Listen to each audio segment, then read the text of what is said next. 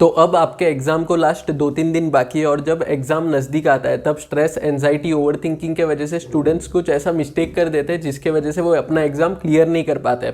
वो पढ़ाई करते हैं 3-4-5-6 महीने तक, बट पैनिक मोड में आके एग्ज़ाम के पहले वो कुछ मिस्टेक्स कर देते हैं जिसके वजह से इतने मंथ्स का उनका मेहनत जो है वो वेस्ट हो जाता है और वो एग्ज़ाम से क्लियर नहीं कर पाता है।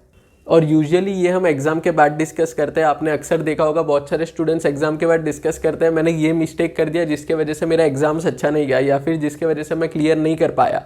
बट यही अगर हम एग्ज़ाम के पहले डिस्कस करें तो बहुत सारे लोगों का अटेम्प्ट बच सकता है, बहुत सारे लोग ये मिस्टेक अवॉइड कर सकते हैं।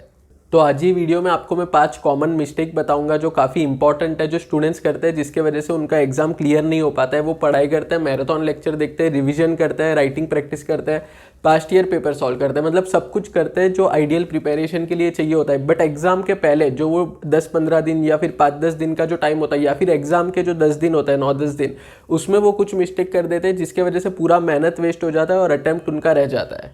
तो अब टाइम काफ़ी लिमिटेड है तो सीधा वीडियो के मेन टॉपिक पे आते हैं। अब जो सबसे पहला इंपॉर्टेंट पॉइंट है वो मैं आपको एक्चुअल केस बता रहा हूँ। ये वाला कमेंट देखो, जो मेरा रिसेंट वीडियो है, लेटेस्ट वीडियो, उसके ऊपर एक स्टूडेंट ने ये कमेंट किया है। अब ये आप वीडियो पॉज करो और कमेंट पढ़ो। अब क्या होता है एग्जाम के पहले, क्योंकि हम इतने टाइम से पढ़ाई कर रहे हैं, मतलब 3-4-5-6-7-8 महीने से हम पढ़ाई कर रहे हैं, तो हमको ऐसा लगता है कि अब एनर्जी नहीं है हम एक्चुअली में एग्जॉस्ट हो जाता है। क्योंकि अब एनर्जी इतनी कम रहती है, इतना टाइम से पढ़ाई कर रहे हैं, माइंड टायर्ड हो जाता है, बॉडी टायर्ड हो जाता है, तो हमें अब लगता है कि अब इससे ज़्यादा हम पढ़ाई नहीं कर पाएंगे। और ये काफ़ी नॉर्मल सिचुएशन है, मेरे खुद के साथ भी ये होता था। और यहीं पे स्टूडेंट्स मिस्टेक कर देते हैं। अगर आप ये सिचुएशन में गिव अप कर दोगे, गिव अप का मतलब ये नहीं कि आप एग्जाम नहीं दोगे, गिव अप का मतलब अगर आप हार मान जाओगे, आपको लगेगा कि ठीक है अब मेरे बॉडी से ज़्यादा नहीं हो रहा है तो मैं थोड़ा थोड़ा ही करता हूँ, अगर आप ऐसा सोचोगे, खुद को पुश नहीं करोगे, तो इतने मंथ्स का जो मेहनत है वो वेस्ट हो जाएगा। जब भी आप ऐसे सिचुएशन में रहोगे, आपको एक सिंपल रिमाइंडर देना है, आपको खुद से पूछना है कि ज़्यादा डिफिकल्ट क्या है। आने वाले 10-12 दिन, जो मैं एग्जाम को भी इसमें इंक्लूड कर रहा हूँ, जो आने वाले 10-12 दिन है उसमें खुद को पुश करके मेहनत करना,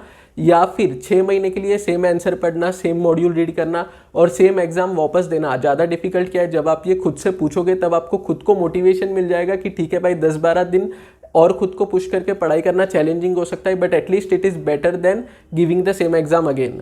और अगर आप मेरा रिप्लाई भी देखोगे, ये कमेंट का जो रिप्लाई है, जो मैंने रिप्लाई दिया है, वो आप यहाँ पे वीडियो पॉज करके रीड कर सकते हो। उसमें मैंने यही बताया जो मैं आपको ये वीडियो में बता रहा हूँ। और ऐसा क्यों होता है कि अब हमको लग रहा है कि हम एग्जॉस्ट हो चुके हैं, क्योंकि एक्चुअली में हम इतने टाइम से पढ़ाई कर रहे हैं, हमारा माइंड थक चुका है, बॉडी थक चुका है और हमारे माइंड को कुछ चेंज चाहिए, कुछ न्यू चाहिए, कुछ ब्रेक चाहिए, कुछ रिलैक्सेशन चाहिए। इतने टाइम से पढ़ाई कर रहे हैं, कुछ नई एक्टिविटी चाहिए। बट आपको खुद को, जो मैंने आपको रिमाइंडर बताया, वो खुद को आपको रिमाइंडर देना है कि बस आपको उल्टा गिनती करना है कि 12 दिन बाकी है, 11 दिन बाकी है, 10 दिन बाकी है। और एक्चुअल में इतने कम दिन ही आपको अभी मेहनत करनी है। अच्छे से ये टाइम में मेहनत कर लोगे तो सेम एग्जाम आपको वापस नहीं देना पड़ेगा।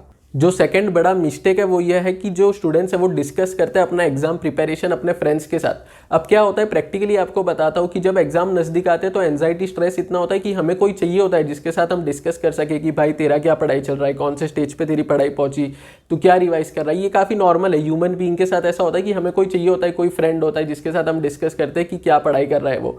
बट इसमें क्या होता है, ये क्यों नहीं करना चाहिए उसका मैं आपको प्रैक्टिकल एग्जाम्पल बता रहा हूँ। अब क्या होगा, कल जाके आपका फ्रेंड बोलेगा कि मैं पहले दोनों मॉड्यूल दे रहा था, अब मैं एक ही मॉड्यूल दे रहा हूँ। आपका फ्रेंड बोलेगा पहले मैं जून 2024 में एग्जाम दे रहा था बट अब मैं दिसंबर में दूंगा। अब जब ये आपका फ्रेंड आपसे बोलेगा तब आपको खुद के डिसीजन पे डाउट होने लगेगा।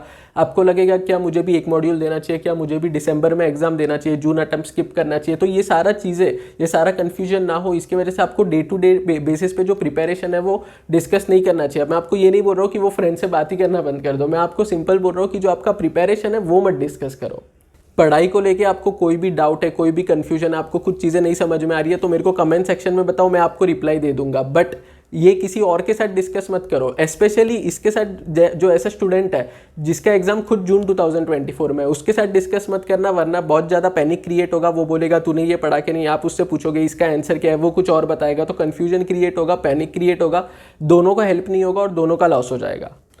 जो थर्ड इंपॉर्टेंट पॉइंट है वो ये है कि क्या होता है, यूजुअली आपने भी देखा होगा, अगर आप प्रोफेशनल में हो तो आपने एग्जीक्यूटिव के टाइम ये ऑब्जर्व किया होगा कि क्या होता है, एग्जाम के पहले जो प्रोफेसर्स होते हैं वो सोशल मीडिया ग्रुप्स पे अपने जो रिवीजन नोट्स है, उसको बोलते हैं स्मार्ट नोट्स बोल के सर्कुलेट करता है। और होता क्या, आपका फ्रेंड भी आपको बोलेगा कि भाई ये वाले प्रोफेसर का smart notes, revision notes refer कर ले, पास होना फिक्स है। बट आपको ये सारे चीज़ों से दूर रहना है। स्टार्टिंग से जो भी नोट्स से आप रीड कर रहे हो, जो भी नोट्स से आपने पढ़ाई किया, उसी पे आपको स्टिक रहना है। आपको कोई भी नया चीज़ नहीं पढ़ना है ये टाइम में, क्योंकि होता क्या है, वो नोट्स में कुछ ऐसा आंसर होगा या फिर कुछ और ऐसा इन्फॉर्मेशन होगा जो आपने नहीं पढ़ा होगा, तो लास्ट मोमेंट पे पैनिक क्रिएट होगा, कंफ्यूजन क्रिएट होगा, आपको समझ में नहीं आएगा कि आपने जो पढ़ा था वो सही है या फिर ये नोट्स में जो आंसर है वो सही है। ये सारी चीज़ें आपको अवॉइड करनी है।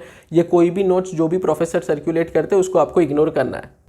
फोर्थ इंपॉर्टेंट पॉइंट, अब जो 2-3 दिन एग्जाम तक है वो उसमें और इंक्लूडिंग द डेज जब आपका एग्जाम चलेगा, जो भी 9-10 दिन है, तब तक आपको कुछ भी नया नहीं पढ़ना है।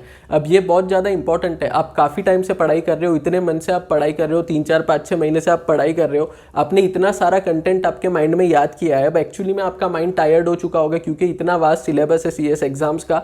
अगर आप उस पर और ज़्यादा प्रेशर डालोगे, स्पेशली वो टाइम पे जब ऑलरेडी माइंड पे बहुत ज़्यादा प्रेशर है, एग्जाम का स्ट्रेस है, एंजाइटी है, उस टाइम पे अगर आप कुछ नया पढ़ने जाओगे तो पैनिक क्रिएट होगा और हो सकता है जो आपने ऑलरेडी पढ़ा है उसके ऊपर भी उसका इंपैक्ट आ जाए। तो आपको क्या करना है, जो आपने ऑलरेडी पढ़ा है उसको बार बार रिवाइज करो, कुछ भी नया मत पढ़ो ये टाइम पीरियड में।